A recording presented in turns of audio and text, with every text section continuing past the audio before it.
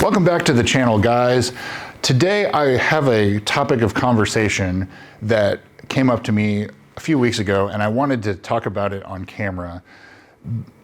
The rarity of these cars moving forward. If you were going to shop as a collector, specifically for a store of value, and I know that these cars, they're going to be there one day. They're not there right now, but the market is starting to creep up on them. So if you were a collector, they're obviously going to prefer a stock car, stock vehicle.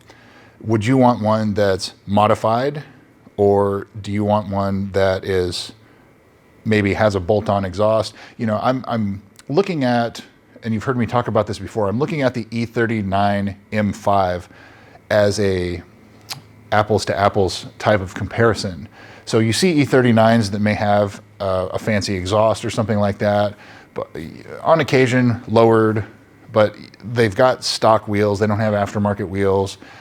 They're not heavily modified for an exterior appearance. So you don't see like the lip kits and the ground effects and things like that. So what I'm asking you is, in the comments, tell me, if you were shopping for one of these, would you want a stock one, or how far modified is too far to where it's no longer considered collectible? And I'm sort of in that boat with this car too, because, you know, I put the carbon ceramic brakes on it, but they're from an RCF track model, brand new. So it's an OEM part that's on it, and it's completely reversible. You know, I put a Tom's intake elbow on it, which is completely reversible. The exhaust is also completely reversible, but it's, you know, I did it for the way I want it. I didn't do it for the next guy. But with the values creeping up on them, is that something that you just say, leave it here, don't do any ground effects, don't mess with it further, it's all reversible?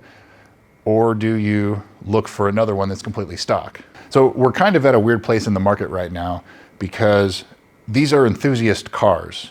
You know, they were built for a very specific market.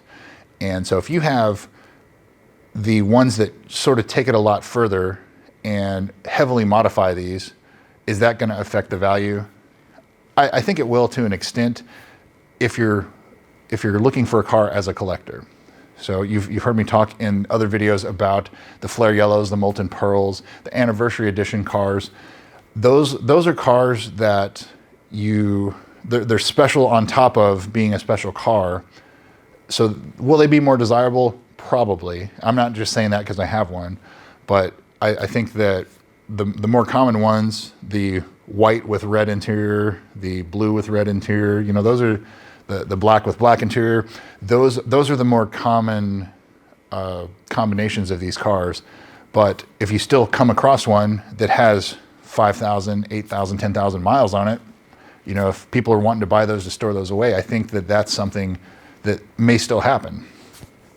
And as you can see on the GS-F spreadsheet, there are very few left with sub 10,000 miles. There are not a lot out there. I know of one I've seen personally that's a 2016 that has less than 600 miles on it. He specifically bought it. He's one owner. He specifically bought it for a collector piece. And so it's hiding out. And I'm not going to say where it is, but it's hiding out somewhere. And there's a few others like that. There's a couple that have never been titled that it looks like they were prepped at a dealership and then probably stuffed away in a dealership owner's collection. That's most likely what's happening with some of those. So there are a few out there that you're gonna see them pop up and bring a trailer in a few years and fetch crazy money. You know, something like that's probably what's gonna happen. So anyway, I kind of wanted to hear your comments on this. Do you think a collector is gonna seek out a completely stock car, slightly modified, or how far is too far modified? So let me know in the comments. Thanks again for watching, and we'll see you soon.